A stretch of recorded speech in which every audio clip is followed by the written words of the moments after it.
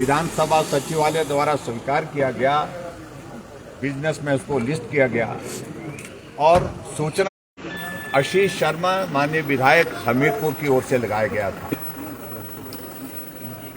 और जब पिछले कल इस प्रश्न पर फिर से हमने जब पूछा कि प्रश्न लगा था लेकिन बिजनेस में लगने के बावजूद उसको हटा दिया गया और विधानसभा का सचिवालय उस सूचना को देने के लिए आनाकानी कर रहा है क्योंकि सरकार का दबाव। ये पहली बार वो शायद हिमाचल प्रदेश की विधानसभा के अंदर जब किसी प्रश्न का उत्तर देने के लिए आरटीआई लेकर के उसी सदस्य ने जिसने प्रश्न किया है उसने सदन के अंदर रखा कि आपके पास अगर सूचना नहीं है मैं ही आपको सूचना प्रदान कर रहा हूं। आज जब हम उस प्रश्न पर जब पूछ रहे थे तो यही बताया गया कि सूचना एकत्रित की जा रही है।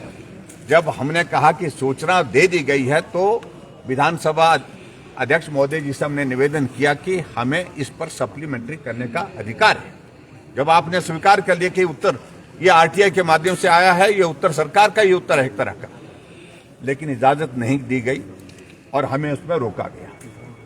सही बात यह है कि जो कांग्रेस पार्टी पूरे देश भर में वोट चोर का आजकल नारा लगा रही है, इससे बड़ा उदाहरण देखने को वोट चोरी का नहीं मिल सकता है। जब विधानसभा का उपचुनाव देहरा विधानसभा क्षेत्र में हो रहा था और वहां पर मुख्यमंत्री की धर्मपत्नी चुनाव लड़ रही थी, उस वक्त वहां पर आचार संहिता के दौरान 66 महिला मंडलों को 50-50 हजार रुपए उनके खाते में डाले गए, जो कि आचार संहिता का उल्लंघन है, मॉडल कोड ऑफ कंडक्ट का जो है वायलेशन है। और वायलेशन के साथ साथ में ये सीधा भ्रष्टाचार से जुड़ा हुआ विषय है।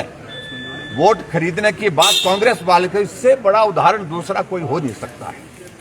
और यही नहीं, इसके अतिरिक्त और भी बहुत सारा पैसा वहां पर दूसरी चीजों के लिए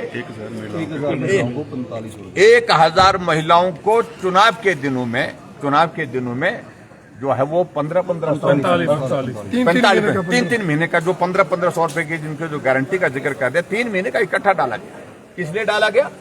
क्योंकि चुनाव था और चुनाव मुख्यमंत्री की धर्मपत्नी चुनाव लड़ रही थी और इसलिए इस चुनाव को जीतना है, जिस तरह से भी जीता जा सकता है उसके लिए सारे हथकंडे अपनाए गए।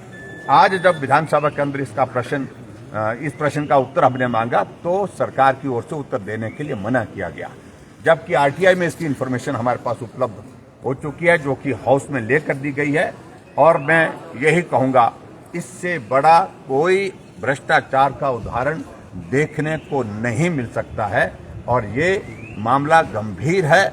और चुनाव आचार संहिता का उल्लंघन तो एक विषय है और उसके साथ साथ में ये कांग्रेस पार्टी की ओर से जिस प्रकार से चुनाव जीतने के लिए जो हथकंडा अपनाया गया, इसका परिणाम देखने को मिला है, क्योंकि चुनाव में मुख्यमंत्री की पत्नी जीत करके आ गई है।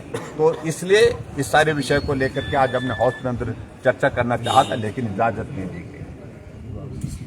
और इस सारे विभाग को हम देख रहे हैं कि मुख्यमंत्री के पास विभाग है, मुख्यमंत्री जी के संरक्षण में सारी चीजें हुई है।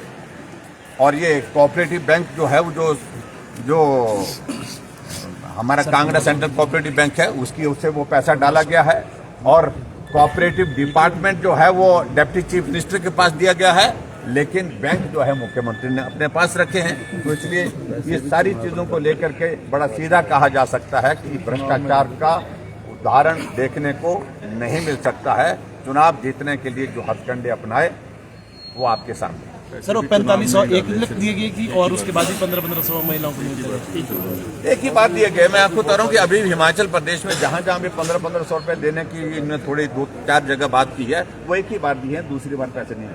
Thank you.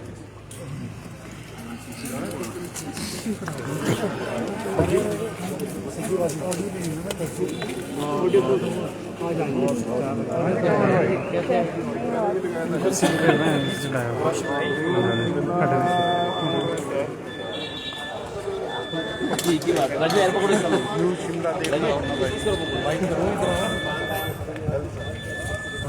आज कोई नहीं मिलेगा।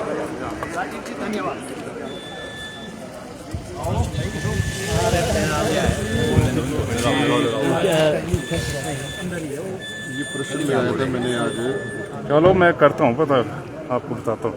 चिकित्सा शिक्षा एवं अनुसंधान के लिए ठीक है प्रश्न नंबर था इसमें 2841। चल ठीक है सर। राधा कृष्ण राजकीय आयुर्विज्ञान महाविद्यालय हमीरपुर में एक टेंडर किया गया था, निविदाएं की गई थी कुछ मटेरियल परचेज करने के लिए, और इसमें लाखों रुपए का जो टेंडर हुए हैं उसमें 3 फर्में हैं अलग अलग से, और तीनों एक ही एड्रेस की ऊना से। और मेरा इसमें ये था कि इन्होंने यहाँ माना है और एक ही बैंक से इनकी अर्नेस्ट मनियाँ एक ही दिन में जमा होती हैं, एक ही दिन में एफिडेविट बनते हैं, एक ही दिन में जमा होते हैं, और एक ही दिन में वो अर्नेस्ट मनी भी एक ही बैंक से जमा होती है। तो इसमें शरेआम ये देखने को मिल रहा है कि स्वास्थ्य विभाग में कितना बड़ा गड़बड़ घोटाला है, और करोड़ों रुपए की जो मशीनरी जो है खरीदने के लिए उन लोगों को टेंडर दे दिया जो इसके लिए कॉम्पिटेंट ही नहीं है। और जो फर्में इसमें दिखाई दर्शाई गई हैं एक ही दिन में फर्में बनी, उनके एफिडेविट भी एक ही दिन में बने, और उनके जो अर्नेस्ट मनी जो जमा हुई एक ही बैंक से एक ही दिन में। इसमें साफ लग रहा है कि ये बहुत बड़ा भ्रष्टाचार हुआ है। स्वास्थ्य विभाग का ये मामला है जो कि स्वास्थ्य मंत्री ने इसका जवाब देना था, लेकिन मुख्यमंत्री ने इसमें स्वयं हस्तक्षेप किया है। तो मेरा ये मानना है कि मुख्यमंत्री इसमें सीधे तौर पर इन्वॉल्व हैं, और जो वहाँ पर प्रिंसिपल जो बैठा रखे हैं वो इस तरीके के जो काम है आज तो ये पकड़ा गया इस मामले में। और इसमें अभी सरकार ने ये भी माना है कि इसमें मामले में अभी स्पष्टीकरण जो है संबंधित फर्मों द्वारा अपेक्षित है, और सबसे बड़ी बात है इसका विजिलेंस के अंदर जो है इसका केस चल रहा है। तो इसमें ये जो सरकार जो बोलती है कि हमने कोई भ्रष्टाचार नहीं, हमारी सरकार जो है जीरो टॉलरेंस जो है भ्रष्टाचार के ऊपर रखती है, इससे साफ नज़र आता है कि स्वास्थ्य विभाग में गोलमाल हो रहा है, बहुत बड़ा भ्रष्टाचार हो रहा है, और अपने लोगों को टेंडर को है पूरी जो वायलेशन है जो टेंडर उसकी नियम की उनको जो है पूरी वायलेशन की जा रही है। सर कौन सी फर्में हैं ये 3 फर्में हैं। इसमें मैं आपको बता देता हूँ कौन कौन सी फर्में हैं। एक इसमें एक Harsh Kumar son of Bharat Kumar, VPO Chatara, तहसील एंड डिस्ट्रिक्ट ऊना, और ये इनका Harsh medicos address Rakkar colony, जो कि इसके लिए कॉम्पिटेंट ही नहीं है कोई। एक दूसरी फर्म है इनकी प्रेम एंटरप्राइजेज है, ये भी वहीं से या ऊना से ही, इनके जो एड्रेस हैं वो सेम है, एक ही जगह एक ही जिला के, और एक ही दिन में इनके एफिडेविट बनते हैं, एक ही दिन में ये टेंडर हो जाते हैं। ऐसा कैसे हो सकता है?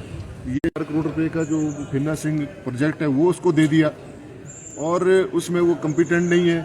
उसका भी हमने सरकार को नोटिस दिया था और संबंधित विभाग को नोटिस दिया।